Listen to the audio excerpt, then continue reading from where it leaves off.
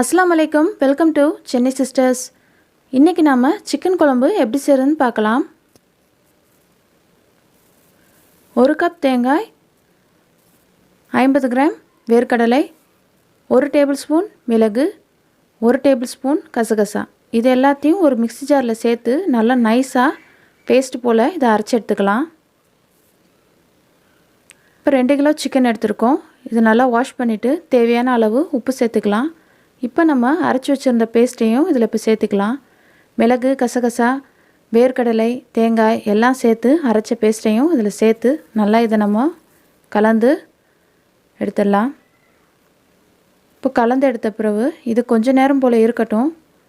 கொஞ்சம் நேரம் இது ஊறட்டும். நம்ம அதுக்குள்ளாட்டி குழம்புக்கு தேவையானதை ரெடி பண்ணிடலாம். 3 பெரிய வெங்காயம், 3 தக்காளி சின்ன சின்னதாக நறுக்கி வச்சுருக்கோம். இப்போ குழம்பு செய்ய ஆரம்பிச்சிடலாம். இப்போ ஒரு பாத்திரத்தில் தேவையான அளவு எண்ணெய் சேர்த்துட்டு ஏலப்பட்டை கிராம்பெலாம் இதில் சேர்த்துக்கலாம். வெங்காயம் சேர்த்துக்கலாம். கொஞ்சம் உப்பு சேர்த்துக்கலாம். வெங்காயம் கொஞ்சம் சீக்கிரம் வதங்கிடும், அதுக்காண்டி.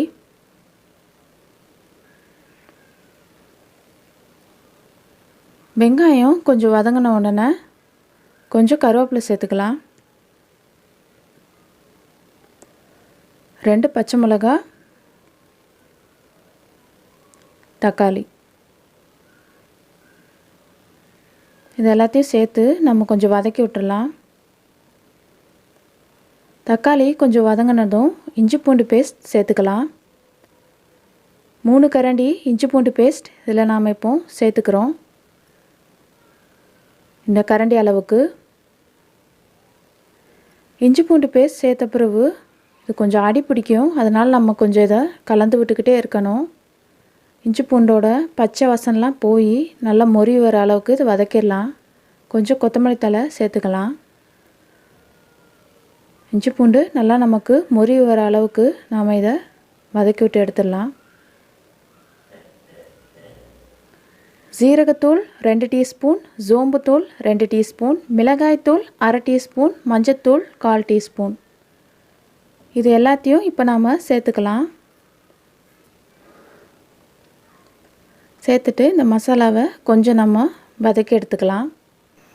மிளகாய்த்தூள் காரத்துக்கு ஏற்ற மாதிரி நீங்கள் சேர்த்துக்கலாம். உங்களுக்கு எவ்வளோ காரம் வேணுமோ அந்த அளவுக்கு நீங்கள் இதில் சேர்த்துக்கலாம்.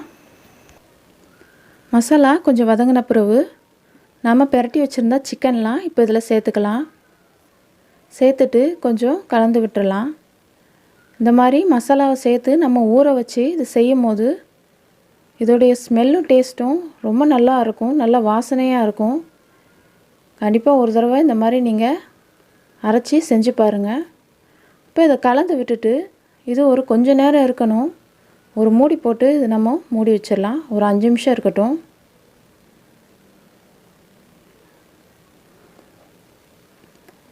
இப்போ ஒரு 5 நிமிஷம் பிறகு திறந்துட்டு ஒரு பெரிய சைஸ் லெமனை சாறை இதில் நம்ம சேர்த்துக்கலாம். ஒரு பெரிய சைஸ் லெமன் சாறை சேர்த்துட்டு கொஞ்சம் கலந்து விட்டுட்டு திருப்பி ஒரு 5 நிமிஷத்துக்கு இது நம்ம ஒரு மூடி போட்டு மூடி வச்சிடலாம்.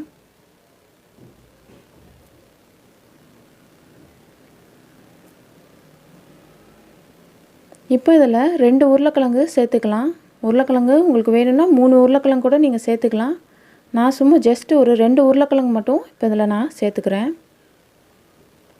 சேர்த்து கலந்து விட்டுட்டு ஒரு 10 நிமிஷம் போல் இது இருக்கட்டும். ஒரு மூடி போட்டு நம்ம இப்போ இதை மூடி வச்சிடலாம்.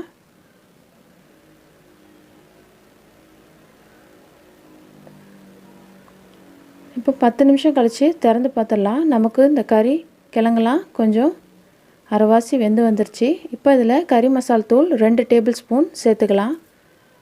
குழம்புக்கு தேவையான அளவு தண்ணி எடுத்து அதில் நம்ம இந்த மாதிரி கரைச்சி எடுத்துக்கலாம். இப்போ கரைச்சி எடுத்த மசாலா கலவையை இதில் நம்ம சேர்த்துக்கலாம்.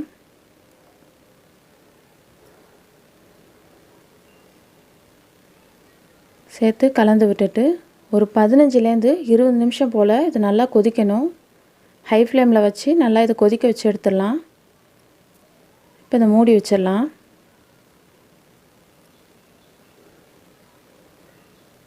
ஒரு 20 நிமிஷம் போல் ஆயிடுச்சு. குழம்புலாம் நல்லா வாசமாக ரொம்ப சூப்பராக இருக்குது. நம்ம கறி கிழங்கு எல்லாமே நல்லா வெந்துருச்சு. டேஸ்ட்டும் ரொம்ப நல்லா இருக்குது. குழம்பு ரெடி ஆயிடுச்சு. இப்போ நாம் இதை இறக்கி வச்சிடலாம். குழம்ப இறக்கி வச்சாச்சு. அவ்வளோதான். நம்மளுடைய சிக்கன் குழம்பெல்லாம் சூப்பராக டேஸ்ட்டாக ரெடி ஆயிடுச்சு. கண்டிப்பாக நீங்களும் ஒரு தடவை இந்த மாதிரி அரைச்சி எடுத்து செஞ்சு பாருங்கள். சிக்கன் குழம்பு ரொம்ப வாசமாகவும் ரொம்ப ரொம்ப டேஸ்ட்டாகவும் இருக்கும். நீங்கள் ஒரு தடவை இந்த மாதிரி செஞ்சு பார்த்தீங்கன்னா இனிமேல் இந்த மாதிரி தான் எப்போதுமே நீங்கள் சிக்கன் வாங்கினா இந்த மாதிரி தான் நீங்கள் சிக்கன் குழம்பு செய்வீங்க. அந்த அளவுக்கு ரொம்ப வாசனையாகவும் டேஸ்ட்டாகவும் இருக்கும். பாருங்கள், பார்க்குறதுக்கே எவ்வளோ அழகாக நல்லா இருக்குன்னு. இது டிஃபனுக்கு சாப்பாட்டுக்கெல்லாம் ரொம்ப நல்லா இருக்கும். எல்லா டிஃபனுக்கும் சாப்பாட்டுக்கும் இது நம்ம யூஸ் பண்ணிக்கலாம். ரொம்ப ரொம்ப டேஸ்டியாக இருக்கும். கண்டிப்பாக இந்த ரெசிபி ட்ரை பண்ணி பாருங்கள். ட்ரை பண்ணிட்டு எப்படி இருந்துச்சுன்னு கமெண்ட்டில் சொல்லுங்கள்.